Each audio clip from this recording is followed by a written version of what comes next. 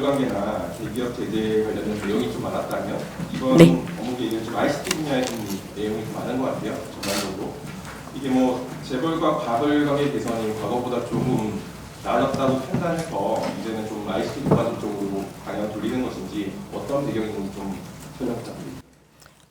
지금 간사님께서 질문하신 거에서 과거에는 공정경제라는 측면에서 가불 문제라든가 아니면 재벌 관련한 정책에 저희가 집중하다가 ICT 내지는 혁신 쪽에 저희 역량을 옮기는 거냐 이런 질문으로 제가 이해를 했는데요. 저희 대답은 이렇습니다. 둘 다를 추진을 합니다라고 얘기를 할 것 같습니다. 첫 번째는 저희가 이제 국민이 현장에서 체감하는 그런 정책적인 성과를 내기 위해서 공정경제를 갖다가 추진함과 동시에 그러니까 혁신을 통해서 우리 경제의 성장 동력이 창출될 수 있도록 이런 혁신 관련한 ICT 분야에 대해서도 저희가 똑같이 그러니까 중점을 가지고 추진해 나가겠습니다라고 말씀드리겠습니다. 경향신문의 박광현 기자라고 합니다. 방금 질문과 좀 유사한 어떤 질문 좀 구체적으로 드리고 싶은데요. 그래서 뭐 보도자료 서두에도 좀 밝히셨듯이 올해 업무계획은 뭐 디지털 경제 등 신산업 분야의 혁신에 좀 초점을 맞추신 것 같습니다. 네네. 뭐 대기업 집단 일감 몰아주기 제재나 지배구조 개선 등 어떤 공정위 차원의 재벌 개혁 방안이 뚜렷이 눈에 띄지 않는 것이 좀 사실인 것 같은데요. 뭐 아시다시피 또 재벌 개혁은 문재인 정부의 공정경제 주요 국정 과제 중에 하나이기도 하고 공정위는 공정경제 주무부처입니다. 근데 뭐 최근엔 또 정부의 재벌 개혁 의지가 사실상 사라진 거 아니냐 이런 지적까지도 나오고 있는데요. 이런 지적에 대한 위원장님의 생각을 좀 여쭙고 싶고요. 아울러서 이제 올해 재벌 개혁 관련해서 공정의 중점 추진 방향과 주요 과제를 구체적으로 설명 부탁드립니다. 예, 저 경향신문의 박강현 기자님 질문 감사합니다. 지금 말씀하신 것처럼 저희가 경제 여건이나 아니면 산업 여건에 있어서 어떤 이렇게 경제가 어렵고 아니면은 혁신이 필요한 ICT 산업이라든가 아니면 기술적인 변화가 있다라는 거는 저희가 인지를 하고 있습니다. 그러나 좀 전에 우리 김상윤 간사님께서 질문하신 것처럼 질문에 대해 제가 답변한 것처럼 재벌 정책을 포함해서 가불 경제 아니면은 이 공정 경제에 대해서 공정위는 지속적으로 똑같은 과거와 마찬가지로 이 분야를 중점적으로 저희들이 추진해 나갈 것입니다. 덧붙여서 이제 공정위의 역량이 강화가 됐으니 아니면 강화를 하면서 덧붙여서 혁신 관련한 경제 아니면 이 정책 이슈에도 같이 초점을 맞추겠습니다라고 얘기를 드리겠습니다. 그리고 박강현 기자께서 말씀하신 일감 몰아주기뿐만 아니라 저희들이 그러니까 일감 나누기에 대해서도 실제로 저희들이 중점을 가지고 이 부분에 대해서 정책을 집중해 나갈 예정이라고 말씀드리겠습니다. 네, 좀 연달아 질문인데요. 일감 나누기를 좀 이번에도 좀 조금은 더 겨우보다 구체화된 것 같긴 한데요. 사실 보면 공정거래 협약에 인센티브를 준다고 하더라도 그 상당수 어떤 대기업들은 공정거래 협약에서 우수나 최우수 점수를 받고 있기 때문에 추가로 뭐 인센티브를 받더라도 큰 의미가 없을 수도 있다는 생각이 들어요. 그래서 생각보다 인간 나누기를 하려면 공정위가 더 과감한 어떤 인센티브를 줘야 될 것 같은데 현재 어떤 제도만으로 충분히 하다고 보시는 건지 일감 나누기라는 게 과연 얼마큼 실효성을 있게 갈 수 있는지 좀 그런 의견 답변 부탁드립니다. 지금 그러니까 김상윤 간사님 질문 감사합니다. 일감 나누기 정책의 어떤 실효성에 대해서 말씀을 하셨는데요. 일감 나누기 실효성은 실제 저희 이제 정책적으로 주어지는 인센티브뿐만 아니라 대기업 집단에서도 대기업이 보다 제대로 된 건전한 기업 생태계를 만들어야지만 이러한 국제 분업에 적극적이었던 대기업들이 장기적으로 성장하고 장기적으로 영업하는 데 도움이 될 거란 생각을 할 거란 생각이 듭니다. 지난번에도 말씀드린 것처럼 일본의 수출 규제 아니면 이번에 코로나19 사태에다 보시다시피 국내에서 제대로 된 건전한 기업 생태계가 만들어지지 않으면은 대기업들도 어려움에 직면할 수 있다라는 측면에서 어떤 리스크 매니지먼트라는 차원에서 보시면은 기업들이 그러니까 해외로 있었던 부분들을 국내로 가지고 오고 또는 국내에서 없었던 소재 부품 장비 산업에 대해서 제대로 된 생태계를 만드는 게 중요하다는 생각을 하는 게 가장 경제적인 인센티브 1번으로 중요할 것 같고요. 두 번째는 지금 말씀하신 것처럼 공정위가 가지고 있는 인센티브는 충분하지 않다라고 하더라도 산업부라든가 국토부 아니면 중기부 이런 쪽에서의 어떤 협업을 통해서 인센티브를 끌어내는 방안을 저희가 강구하도록 하겠습니다. 예, 그래서 요약하면은 대기업 자체들도 경제적인 이유로 일감 나누기를 좀 더 과거보다는 많이 힘써야 될 것 같다라는 얘기와 정부는 여기에 맞추어서 공정위를 비롯하여 다른 경제부처와 협업해서 일감 나누기를 하는 기업들에게 인센티브를 제공하겠습니다라고 저희가 요약해서 말씀드리겠습니다. 모닝투데이 유선일입니다. 두 가지 정도 질문 드릴게요. 동의결제 ICT 기업을 중심으로 동의결제를 적극 활용하겠다 부분이 좀 눈에 띄어서요. 지금 최근에 애플이 동의결을 신청을 해서 심사가 진행 중인 걸로 알고 있는데 애플을 염두에 뒀다고 볼 수밖에 없는 상황인 것 같아서 이걸 염두에 두신 건지, 또 동의결제가 아직까지는 일각에서는 면죄부 논란이 좀 있잖아요. 그럼에도 불구하고 활성화하시겠다고 하는 이유가 뭔지 첫 번째 질문이고요. 두 번째는 국세청이랑 국세자료, 과세자료 공유해서 대기업들 감시를 강화하겠다고 하시는데 이게 이제 막 시작되는 거라서 저희들도 이해하기가 좀 힘들어서 구체적으로 어떤 자료들을 어떤 식으로 공유해서 활용을 하시겠다는 건지 설명을 부탁드리겠습니다. 예, 머니투데이 유선일 기자님 질문 감사합니다. 동의 의결에 대해서 첫 번째 질문이 애플을 염두에 둔 그런 발언이냐? 전혀 그렇지 않습니다. 동의 의결은 그러니까 여러분들께서도 잘 아시다시피 이미 그러니까 제가 위원장으로 취임하고 나서 국내 기업에서도 동의 의결을 사용한 케이스가 있습니다. 남양유업 기업이 실제로 동의 의결을 갖다 신청을 했고, 그리고 여기에서 관계되시는 아니면은 이해 당사자이셨던 대리점 주들의 동의를 받고, 그리고 또 하나 저희는 이런 동의 의결 신청이 들어왔을 때 이렇게 검찰이라든가 이런 쪽에서 같이 그러니까 협조가 요청이 됩니다. 그래서 그쪽에서도 협조를 받아가지고 실제로 남양유업의 경우에는 동의 의결을 신청을 했을 때 저희들이 승인을 했고 이게 이루어지고 있습니다. 애플을 염두에 둔 거는 아니라고 말씀을 드리겠습니다.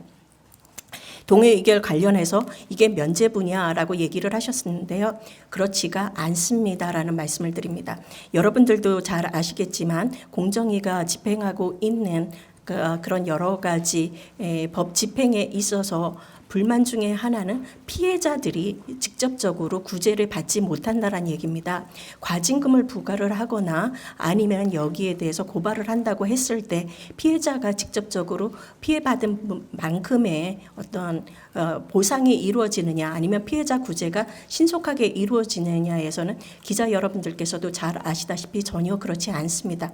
공정위 결과가 나온 다음에 이분들은 민사소송 같은 걸 갖다가 진행을 해야지 피해자 구제가 이루어진 반면에 동의 의결에 있어서는 어떤 사건이라든가 이런 쪽에 피해받으신 분들에 대한 피해 구제가 가장 먼저 이루어져야 됩니다. 그리고 이런 그러니까 피해자 구제를 기초로 해가지고 저희들이 이해관계 당사자들한테서의 어떤 동의를 받고 그리고 또 하나 이분들에 대한 검찰 고발을 하는 대신 그러니까 검찰로부터도 협조를 받습니다. 검찰의 협조를 받아서 동의 의결을 하기 때문에 이런 분들에 대해서는 저희가 면죄부를 준다라는 점보다는 피해자 구제를 신속히 할 수 있고 피해자들에게 직접적인 그러니까 피해 보상이 가능하게 된다라는 점에 좀 더 여러분들이 포커스를 맞춰주시기를 바라겠습니다. 두 번째 질문은 국세청 자료인데요. 국세청과의 과세 정보에 대해서는 저희들이 작년 12월에 보도 참고 자료를 내서 국세청과의 어떤 과세 정보를 공유하게 되었습니다라고 말씀을 드렸습니다. 그래서 그러니까 저희들이 이제 국세청하고 어떤 자료가 공유되느냐 뭐 이런 거에 여러분들께서 많이 관심이 있으실 텐데요. 부당 내부 거래에 대한 과징금 부과 등을 위해서 특수 관계인 간에 있어서의 거래 관련 과세 자료를 갖다가 저희가 제공받을 계획입니다. 조금 더 이렇게 구체적으로 말씀드리면은 법인세법상 부당행위 계산 부인이라는 게 있고, 그다음에 상속증여세법상 일감 몰아주기 관련 떼어주기 관련한 뭐 특정 법인 과세 등 같은 그런 자료가 있다고 합니다. 이 부분에 대해서 저희들이 그 자료를 갖다가 공유받을 수 있을 것 같습니다. 네, 어떻게 공유받느냐, 어떻게 활용하느냐 이 부분에 대해서는 아직은 그러니까 뭐 말씀드리기에는 저희 조사 계획이라든가 기법하고 관련이 돼 있기 때문에 지금 현재로는 말씀드리지 못한다는 점을 여러분들께서 이해해 주시기 바랍니다. 헤럴리그대 전동치입니다.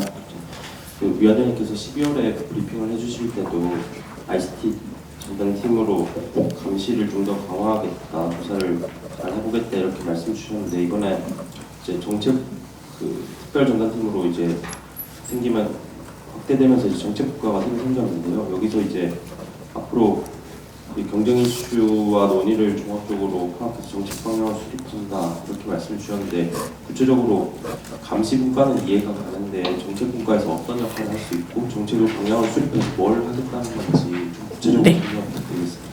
예, 헤럴드 경제 정 기자님 질문 감사합니다. 제가 ICT 분야에 대해서 관심 있다는 얘기는 후보자 시절부터 많이 했기 때문에 여러분들께서 잘 아실 거고요.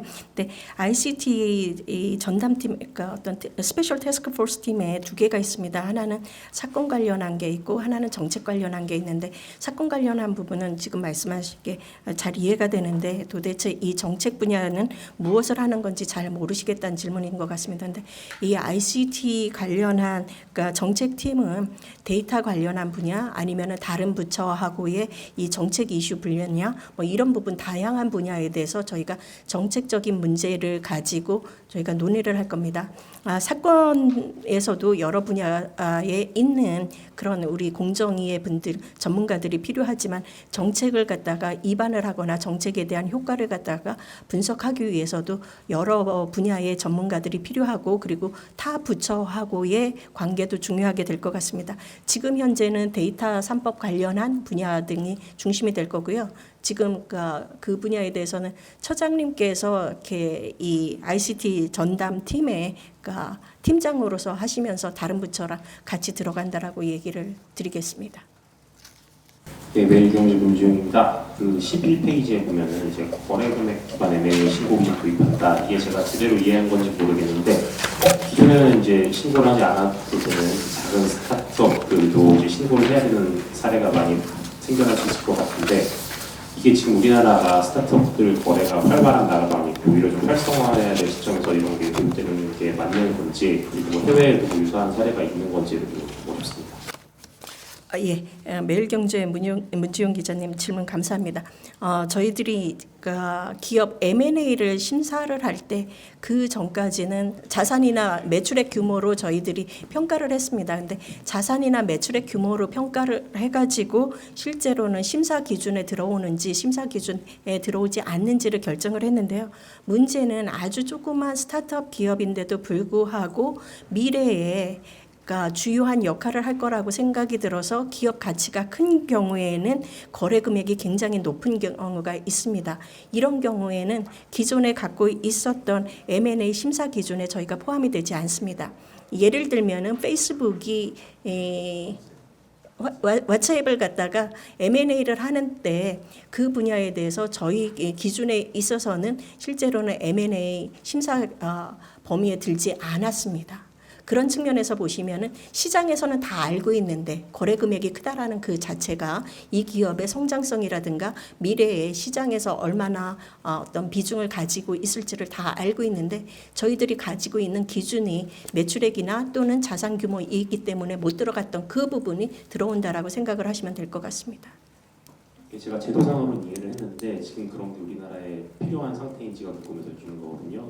예. 왓츠앱 같은 데가 우리나라에 있는지 그런 게 아니면 그런 건 오히려 좀 더 활성화해야 되는 시점인 것 같은데 감시가 강화되면 오히려 이게 제어가 되는지 아닐까 싶어서 저 문지용 기자님 질문에 제가 우리나라 기업에 지금 여기에 해당하느냐 이거에 대해서는 자세히는 잘 모르겠습니다.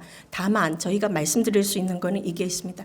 해외가 경쟁법에 있어서는 한 국가의 범위를 넘어서서 역의 적용이 가능합니다. 그래서 다른 나라에서 이루어지는 M&A 같은 경우에도 이게 우리나라 국내 소비자들 아니면 국내의 유저들의 영향을 미치는 경우에는 우리의 경쟁 당국인 공정거래위원회도 이 부분에 대해서 심사를 하고 의견을 제시를 해야 되는데 우리가 가지고 있는 심사 기준에 맞지 않기 때문에 해외에서 일어나는 M&A 경우에 실제로 거래 대금이 큰 경우에도 저희가 심사를 못한 경우가 존재를 합니다. 이런 부분에 대해서 앞으로는 심사할 수 있는 그런 근거를 만들었다라고 생각을 해주시는 게 맞겠습니다. 예. 이 공정위가 그 재벌의 공제 집중 남용 문제를 계속 하고 있는데 사실 지금 공정위가 할 수 있는 툴은 일감 몰아주기 제재 정도밖에 남지 않았나 싶어요. 그래서 공정위가 이제 공정거래법 전부 개정안을 만들 때 대기업 규제를 보다 강화하는 안을 올렸지만 사실상 지금 공정거래법 개정안은 절차 법제를 제외하고는 통과 가능성이 굉장히 낮은 상태가 현실입니다.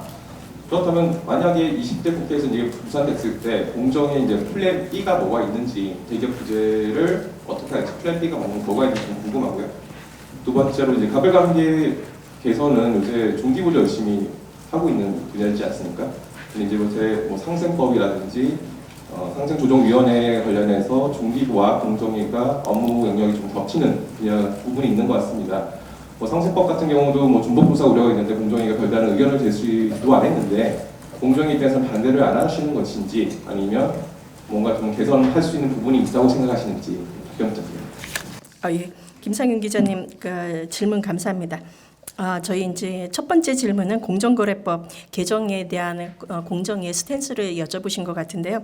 아직 그러니까 20대 국회가 끝나지 않은 걸로 저는 이해를 하고 있고 그렇게 맞춰서 저희는 활동을 하고 있습니다. 그래서 공정거래법 지금 말씀하신 것처럼 공정거래법에 있어서 절차 관련한 법이 정무위 법안 소위를 갖다가 통과를 했고 오늘 제가 아까 우리 대변인께서 말씀하신 것처럼 일찍 11시쯤에는 나가야 되는 이유 중에 하나가 오늘 정무위에서 아마도 통과가 될 거라고 저는 예상을 합니다. 그 부분에 대해서는 이제 절차법이가 다음에 이제 법사위로 가고 본회의 가면서 통과가 될 거라고 생각을 하는데 그러면 나머지 공정거래법은 어떻게 할 거냐? 20대 국회에서는 저희 열심히 나머지 부분도 이렇게 통과되도록 노력을 하겠습니다라는 게 저희의 입장이고요. 두 번째 이제 상생법 관련해 가지고는 네, 일부분에 있어서는 그러니까 저희가 이렇게 말씀드리겠습니다. 상생법은 그러니까 지금 말씀하신 것처럼 가불 정책이라는 측면에서 촘촘하게 있는 것이 좋을 것 같다. 네, 이제 중소기업 벤처부하고 공정거래위원회가 하는 역할에 어떤 중복되는 부분이 있다든가 이런 부분은 실제로 상생법이 통과가 된다면은 그 다음에 역할 분담에 대해서는 공정위와 중기부가 이 부분을 갖다가 협의해서 역할 분담을 제대로 하기로 이미 합의를 했습니다라고 말씀드리겠습니다. 20대 국회가 통과 안 된다면 플랜 B는 있습니까? 20대 국회에서 통과 안 된다면 그때 가서 다시 한번 저희가 노력을 해보겠습니다.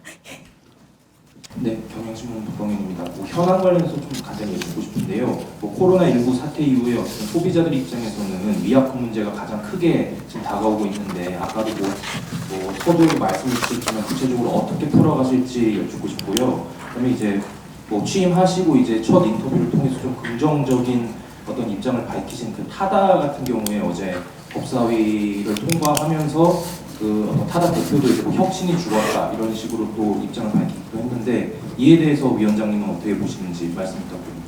박강민 기자님 질문 감사합니다. 첫 번째 이제 그 코로나19 관련한 위약금 분쟁에 대해서 공정위의 입장에 대해서 질문을 하셨는데요. 첫 번째 이제 코로나19로 인해서 위약금 관련한 상담이나 분쟁이 많고 여기 때문에 피해를 보시는 소비자도 계시고 사업자도 많은 거에 대해서 먼저 안타깝게 생각합니다. 그리고 두 번째는 저희는 그러니까 어떻게 보면은 이 위약금 관련해서는 소비자하고 지금 사업자 모두가 지금 피해자라는 생각을 하고 있습니다. 그래서 이 모두의 피해가 좀 최소화되면서 신속하게 분쟁이 해결되는 것이 좀 바람직하지 않냐 이런 생각을 하고 있습니다. 그래서 이거에 대해서는 제가 이제 여기에서 말씀드릴 수 있는 거는 그러니까 좀 더 자세한 내용 그리고 저희가 공정거래위원회가 이 위약금 문제로 그러니까 소비자들의 분쟁이라든가 아니면 신고 사건이 많은 거에 대해서 어떻게 처리를 하고 있었고 그리고 또 하나는 그러니까 사업자 단체들과의 협의를 어떻게 하고 있었고 공정위의 전반적인 입장이 무엇인지는 저희가 다음 주 화요일에 브리핑이 있을 예정입니다. 그때 여러분들께서 다시 한번 와주셔가지고 이 부분에 대해서 좀 더 자세한 내용을 들으시면 좋을 것 같습니다라고 말씀드리겠습니다. 예, 타다 문제를 말씀을 해주셨는데요. 그러니까 예, 저희도 알고 있습니다. 그러니까 어제 그러니까 타다 금지법이 죄송합니다. 그러니까 타다 금지법으로 알려진 언론에서는 타다 금지법으로 알려진 그러니까 여객 자동차 운수 사업법 개정 법률안이 어제 국회 법사위를 통과를 했고 아마 오늘 본회의에 상정돼 갖고 거의 통과가 될 거로 저희도 알고 있습니다. 이 부분에 대해서는 저희가 이 국토부에서 그러니까 이 문제가 제기가 됐을 때 공정위의 입장을 말씀을 드렸습니다. 그리고 그 다음에는 실제로 우리 국민의 를 대표하는 그러니까 입법부에서 오랫동안 많은 이해관계자들을 만나시고 수기를 하셔갖고 결정한 사항이기 때문에 저희는 입법부의 의견을 갖다가 존중합니다라고 말씀을 드리겠습니다.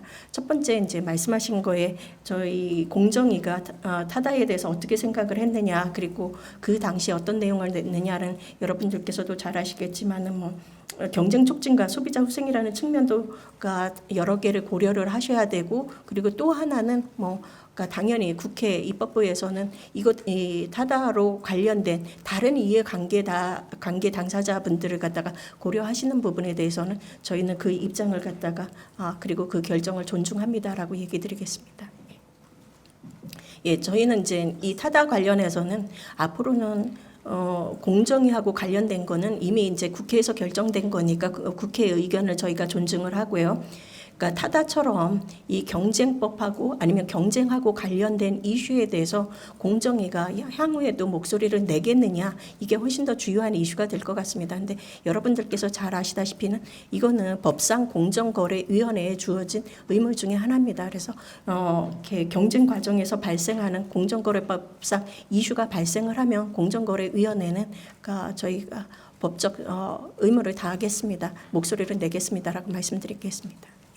밀경주 문제입니다. 그 하도급 분야에 보면은 이제 그 조정과 피해 구제 이런 것들이 많이 담겨 있는데요. 그동안 흔히 하도급 분야에서는 제재가 많이 이루어지는 분야로 이해를 하고 있었는데 어느 정도 시장이 성숙됐다고 평가를 하시고서 이런 방향을 선택하신 건지 이렇게 나오게 계기가 어떤 건지 좀 듣고 싶습니다. 예, 질문 감사합니다.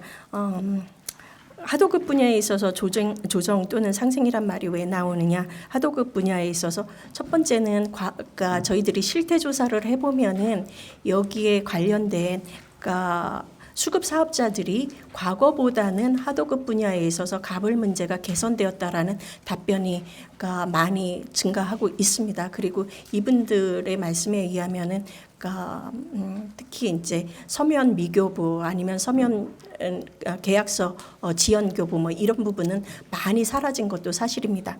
근데 두 번째는 이 하도급 관련해 가지고 공정위가 어떤 법을 집행하고 제재하는 것만 가지고는 굉장히 어렵다라는 생각을 합니다. 한국에서 우리 많은 부분들이 이제 중소 사업자분들께서 사업자로 일을 하고 계실 텐데요.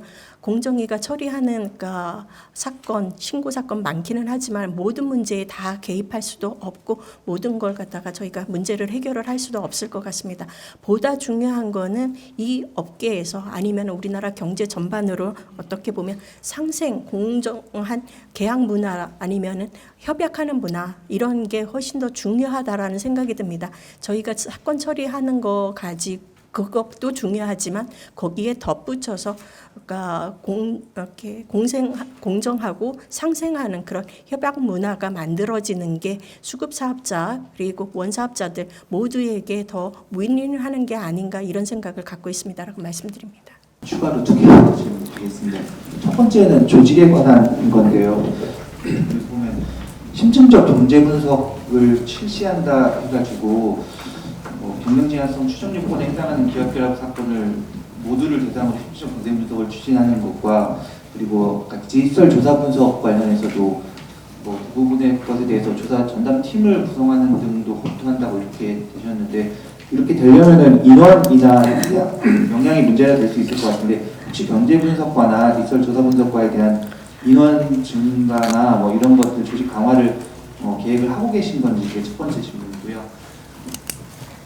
두 번째는 그 성장 초기 기업들에 대한 법 집행 범위 합리화 부분에서 다른 거는 취지가 좀 이해가 되긴 합니다만 여기 별도 보면 성장 초기 대규모 유통업자 직권조사 자제 이렇게 써 있거든요. 근데 대규모 유통업자가 해당 기준에 된다면은 이미 어느 정도 매출이나 규모가 커 있는 기업인데 이들 기업 중에서 성장 초기가 어떤 기준인지 잘 모르겠고요. 이들에 대해서 직권조사를 자제한다는 게 과연 맞는 일인지 왜냐하면 아시다시피 뭐 최근에 온라인을 중심으로 갑질 이런 게 많이 일어나고 있잖아요. 그래서 어떤 기준으로 성장 초기 기업이 어떤 기업들이고 어떤 기준으로 직권조사를 자제하고 있다는 문제 말씀 부탁드리겠습니다.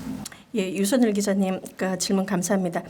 저희가 이 업무 계획에서도 말씀드린 것처럼 심층적인 경제 분석과 아니면 디지털 조사 분석이 필요하다라고 그리고 하겠다라고 말씀을 드렸는데요. 지금 인원이 충분하지 않은 거는 측면이 있습니다. 근데 우리가 공정위에 있는 모든 직원들이 공정 경제 그리고 실제로 경쟁을 위해서 전념하고 계신 분들이라 거의 그분들이 너무나 열심히 일을 해주고 있어서 겨우겨우 진행되고 있는 건 맞습니다. 근데 여기 인원 강화 많이 해주시면 좋은데 지금 현재 디지털 조사 분석과에는 아마 22명의 으로 구성되어 있고요. 이 경제 분석팀은 7명으로 제가 알고 있습니다. 그리고 이 7명과 22명이 여러분들 보시기에는 공정거래위원회에 있는 다른 부서나 아니면 다른 과에 비해서 적지 않다라고 생각을 하시는지 모르겠지만은 다른 해외랑 비교를 하면은 굉장히 적은 것은 사실인 것 같습니다. 그리고 앞으로는 이러니까 경쟁 사건뿐만 아니라 다른 뭐 불공정 사건 필요로 해가지고 경제 분석이나 디지털 조사 분석이 훨씬 더 중요해지는 건 맞습니다. 앞으로도 인원 충원이 됐으면 좋겠고요. 인원 충원이 못 되더라도 공정위 안에서 조금 더 이 두 과나 다른 조사 분석과에는 저희들이 일을 효율적으로 할 수 있는 방안에 대해서 좀 더 노력을 해가지고 이분들의 어떤 생산성 아니면 능력을 갖다가 배양하도록 노력을 하겠습니다라고 말씀드립니다. 근데 여러분들께서 공정위의 인원이 충분하지 않다라고 혹시라도 이렇게 기사를 써주시면 감사하겠습니다. 두 번째 질문이신데요. 성장 초기에 있는 대규모 유통업자의 기준이 도대체 뭐냐라고 얘기를 하셨는데 대규모 유통업자의 기준이 매출액 1,000억 원이라고 얘기를 합니다. 근데 여러분들께서 잘 아시다시피 유통업은 실제로 수수료로 받는 그 부분은 작지만은 유통이라는 업계의 특성상 매출액이 보다 제조업이라든가 아니면 하도급업이라든가 건설업이라든가 이런 전통적인 산업에 비교를 했을 때 보면은 똑같은 1,000억이라고 하더라도 훨씬 더 규모라든가 이런 측면에서 작을 수밖에 없는 게 사실인 것 같습니다. 그런 측면에서 성장 초기에 있는 대규모 유통업자에 대해서는 저희들이 법 적용에 있어서 조금은 더 완급 조절이 필요한 게 아닌가 이런 측면을 생각을 했습니다. 지금 있는 성장 초기에 있는 대규모 유통업자는 제가 이해하기로는 아마 3년 미만이고 매출액 1,000억 이상이고 그리고 기업 집단에 소속되지 않아야 된다는 이런 조건을 가진 그런 유통업자인 경우에 저희가 성장 초기의 대규모 유통업자로 보고 있습니다. 네, 안녕하세요. 저는 그 엠렉스의 최영조 기자라고 합니다. 네. 저 그 다름이 아니라 이제 질문이 2개 정도 있는데요.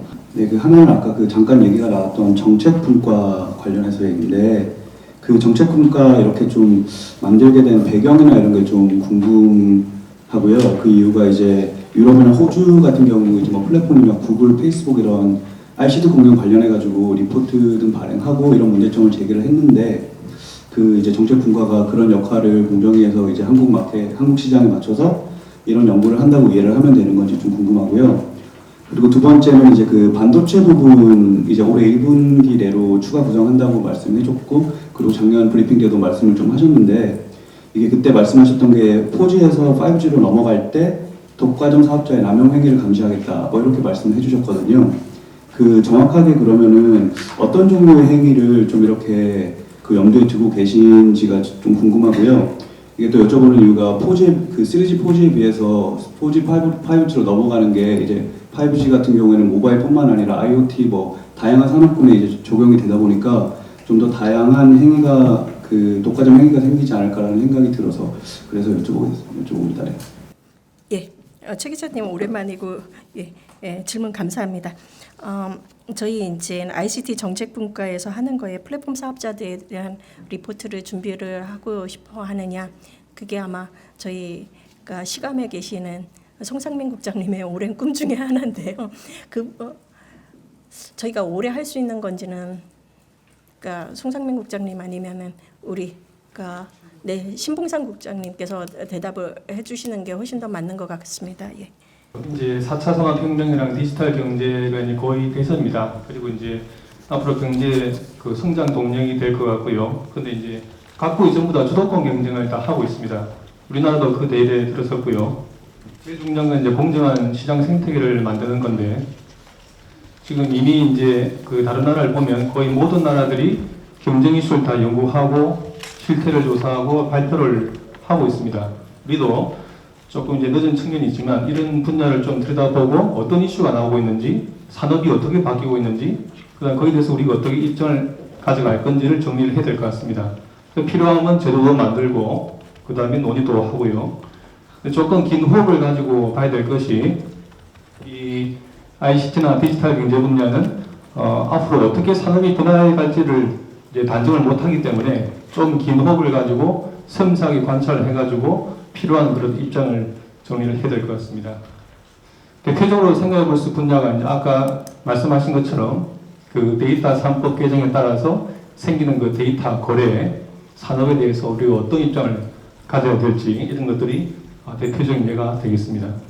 반도체 분과 부분은 지난번에 말씀드린 대로 이제 1, 4분기 중에 신설할 예정이고, 신설하게 되면 이 5G 전환 과정에서 경쟁사 배제하는 행위들이 있는지 잘 모니터링 하겠다, 이 정도 말씀드리겠습니다. 뉴스토마토 정성욱입니다. ICT 전담팀이 지난해 OTA 분야 가격 동일성 조항과 관련해서 해외 법 집행 사례 등을 검토했다고 했는데, 이것과 관련해서 현재 어디까지 진행됐고 결과를 추후에 발표하시는지 궁금하고요. 두 번째로 일감 몰아주기 관행을 견절하기 위해서 위장 계열사에 대한 신고 포상금제 도입한다고 하셨는데 조금 더 구체적으로 설명 부탁드리겠습니다. 예, 그 부분에 대해서는 아주 구체적인 내용에 대한 질문이라 국장님들께서 답변을 해주시는 게 더 맞을 것 같습니다. 예. 지금 저희가 조사 진행 중이라 자세히는 말씀드리기가 어렵고, OTA랑 또 거래하는 호텔 등 숙박업체 저희가 뭐 자료도 받고 그렇게 진행하고 있다고 말씀드리겠습니다. 잘 아시다시피 그 위장 계열사에 대해서는 저희가 이제 어떤 내부자의 그 얘기가 없으면 지금 적발하기 굉장히 힘들기 때문에 사실 신고 보상금을 도입해서 이렇게 내부자가 저희한테 그걸 제보하는 것이 가장 효과적인 수단이기 때문에 그 시행령을 개정하면 되는 부분이라서 올해 그 시행령을 개정해서 그 부분을 저희가 그 제도를 도입하려고 하고 있습니다. 헤럴드 근대 전동식입니다. 두 가지인데요. 그 업무 계획 보면 아까 나왔던 것처럼 공정거래법 전면 개정안에 들어간 뭐 스타트업 기업 결합 신고 기준뿐만 아니라 1+1이나 광고 편집 동의제 같은 법 개정해야 될 사항들이 많은데 작년에도 이 과제들이 업무 계획에 많이 들어갔었고, 근데도 작년 한 해 동안 통과가 결국에는 실패를 했는데 계속 이 법 통과만 계속 최선을 다하겠다 이런 스탠스만 가지고 갈 수 있는 건지 뭔가 아까도 나지만 플랜 B나 뭔가 더 다른 대책이 필요한 건 아닌지 그리고 또 그 통과가 잘 안 되는 이유에 대해서 어떻게 생각하시는지 하나 여쭙고요. 두 번째로는 그 동태적 경쟁 M&A 심사 때 동태적인 것과 소비자 피해 방지를 균형 있게 심사하신다고 하셨는데 그 배달 플랫폼 언급하시면서 소비자 피해 방지라고 언급을 하셨는데 그 부분이 구체적으로 소비자 피해가 어떤 의미를 말씀하신 건지 설명을 좀 해주시면 감사하겠습니다. 먼저 헤럴드의 정 기자님, 원+원 유통 관련한 부분이 지난 업무 계획에 있었다고 얘기를 하시는데요. 지난번하고 이번에 다른 거는 저희 이수미 과장님께서 원+원에 대해서 실제로 실증적인 데이터를 가지고 분석을 하고 그리고 여기에 봤더니 1+1, 그러니까 최소한 하나의 직영점을 가지고 1년 이상 실제로 영업을 해봤던 가맹 본부에 대한 분석을 해보니 그렇지 않은 본부보다 훨씬 더 오래 영업을 하고 생존을 할 수 있었고 그리고 또 그러한 가맹 본사에 포함된 점주들의 경우에는 매출액도 훨씬 더 높더라. 15% 정도 그렇지 않은 기업들보다 사업주들보다 높다. 이러한 실증적인 분석을 저희가 만들어냈습니다. 그래서 이게 여러분들께서 이제 공무원들 일하는 스타일의 탁상 행정이다 뭐 이런 얘기를 하시지만 실제로 이걸 봤더니 가맹을 희망하는 점주들에게는 굉장히 중요한 정보고 가맹 점주들을 보호할 수 있는 그러한 수단이라는 정책적인 그런 확신이 섰기 때문에 이 분야를 다시 한번 저희가 추진한다라고 얘기를 드리겠습니다.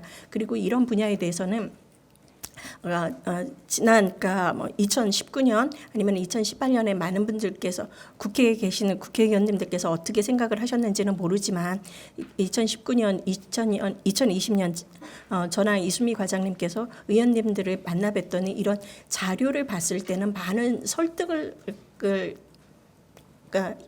저희가 설득을 했을 때 이해를 해주시는 그런 국회의원님들께서 많이 증가를 하셨습니다. 그래서 이게 새로이 2020년 5월까지 저희가 20대 국회에서 이 분야를 다시 한번 추진을 하고 그렇지 않다고 하더라도 이순미 과장님 성격상 21대 국회에서 지속적으로 추진할 거라는 그런 확신이 있기 때문에 저희가 집어넣었다라고 얘기를 드리겠고요.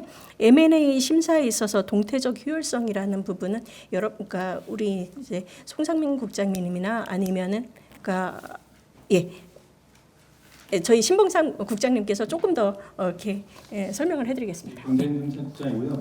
동태적 효율성이라는 것은 효율성이 두 가지가 있습니다. 정태적 효율성과 동태적이 있는데 정태적은 이제 활동을 하면은 이제 본부 인력 규모를 줄인다든지 하는 비용 절감 측면이 있을 수 있고 대표적으로 동태적 효율성이라는 건 뭐냐면 앞으로 R&D라든지 기술 혁신이 일어나가지고 또 이제 효율성이 높아지는 분야를 이야기합니다. 그리고 경쟁 제한성을 보더라도 정태적과 동태적이 있는데 동태적이라는 것은 새로운 사업자가 손쉽게 들어와서 시장에서 굉장히 촉진될 가능성 이런 것들을 말하는데 해당 심사 기준에 모두 다 반영이 되어 있는 상태입니다. 소비자 피해는 이제 정태적 효율성의 대표적인 예가 되겠는데 독점을 해가지고 시장 지배력이 올라가 있는 가격을 올리고 이런 분야가 될 것 같습니다. 그럼 소비자 피해가 가는 겁니다.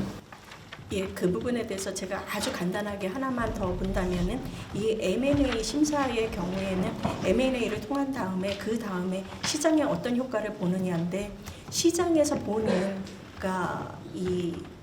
타임 허라이즌이 얼마냐 여기에다가 조금 더 차이가 있다라고 생각을 하시면 될 것 같습니다. 지금 우리 신봉상 국장님께서 말씀하신 것처럼 정태적인 효율성이라는 거는 즉각적인 효율성이라고 한번 생각을 해보시면은 기업 입장에서 어떤 효율성이 증가하는 부분이 있고 아니면은 소비자 측면에서는 독과점이 심화됨으로써 소비자에게 미치는 네거티브한 효과가 있지만 또 하나는 이런 M&A를 통해서 그 다음에 시간이 조금 지났을 때 발생을 할 수 있는 새로운 경쟁 사업자들의 진입이라든가 이런 부분까지 같이 보겠다라는 게 바로 동태적 효율성 또는 다이내믹 이피션시라고 얘기를 드리겠습니다.